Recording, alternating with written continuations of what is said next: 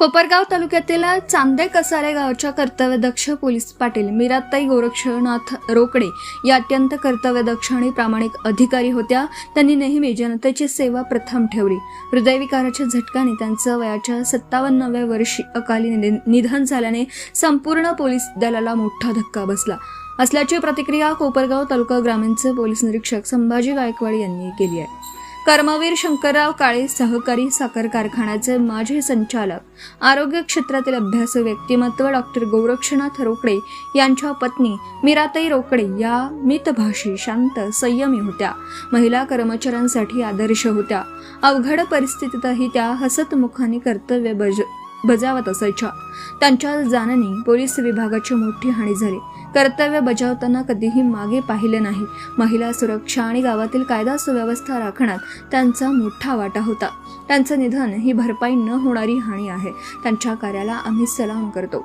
या प्रसंगी कोपरगाव पोलीस उपनिरीक्षक कमलाकर चौधरी, कोपरगाव नगर परिषदेचे उपनगराध्यक्ष जितेंद्र रणशूर, सहकार महर्षी शंकरराव कोल्हे, कारखान्याचे संचालक केशवराव होण, बाळासाहेब वक्ते, रिपब्लिकन पार्टी ऑफ इंडियाचे नेते दीपकराव गायकवाड, दी बुद्धिस्ट सोसायटी ऑफ इंडियाचे जिल्हाध्यक्ष शांताराम रणशूर, कर्मवीर शंकरराव काळे कारखान्याचे संचालक शंकरराव चव्हाण, पोलीस पाटील संघटनेचे तालुकाध्यक्ष इंद्रभान ढोमसे, शिक्षक संघटनेचे नेते राजेंद्र मेहरखांब, माजी सरपंच मच्छिंद्र खरात, सुनील मोकळ, पत्रकार सिद्धार्थ मेहरखांब, लक्ष्मण जावळे तसेच राजकीय, धार्मिक व सामाजिक क्षेत्रातील मान्यवर मोठ्या संख्येने उपस्थित होते।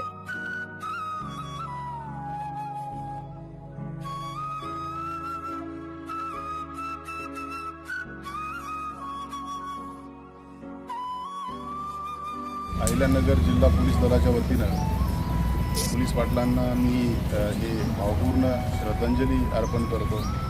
आजच्या या आषाढी एकादशीच्या पवित्र दिवशी त्यांना मृत्यू यावा हा एक दैवयोग म्हणावा लागेल। आता किती झालं तर तो माणूस आपल्यातनं गेल्यामुळं जे दुःख त्या कुटुंबाला सहन करावं लागतं ते सहन करण्याची ताकद श्री विठ्ठल त्यांना देऊ ही एक अपेक्षा व्यक्त करतो। पाटील यांना आपण भावपूर्ण श्रद्धांजली वाहण्यासाठी सर्व नातेवाईक, इष्ट मित्र, गावकरी, ग्रामस्थ, पोलीस डिपार्टमेंट सर्व आपण शेवटचा निरोप देण्यासाठी या ठिकाणी जमलो।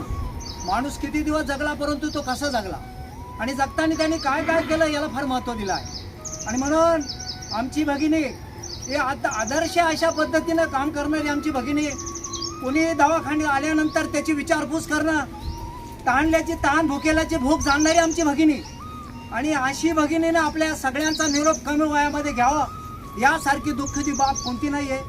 आणि म्हणून माणूस जरी जन्माला आला परंतु या कर्तव्याचा ठसा उमटणं हे त्याचं सातत्यानं कर्तव्य आहे, ते त्यांनी पार केलेलं आहे। माझी बहीण इतकी हुशार बहीण की कुणाला दिलासा देणं, कुणालाही आधार देणं, येणाऱ्या प्रवाशाला, येणाऱ्या दुःखी माणसाला, येणाऱ्या पेशंटला अरे बरा होशील, काय काळजी करू नको, गोळ्या वेळेवर घे, म्हणजे ही सहानुभूतीची लाट, ही शाबासकीची एक दिलासा देणारी बाब, अशा पद्धतीनं आमच्या भगिनीनं फार मोठं वैभव, परंतु कुठल्याही प्रकारचा गर्व नाही, कुठल्या प्रकारची तमा नाही, कुठल्या प्रकारचा असं मान सन्मानाचा गर्व नाही, अशा पद्धतीच्या आमच्या भगिनीनं या जगाचा निरोप घेतला।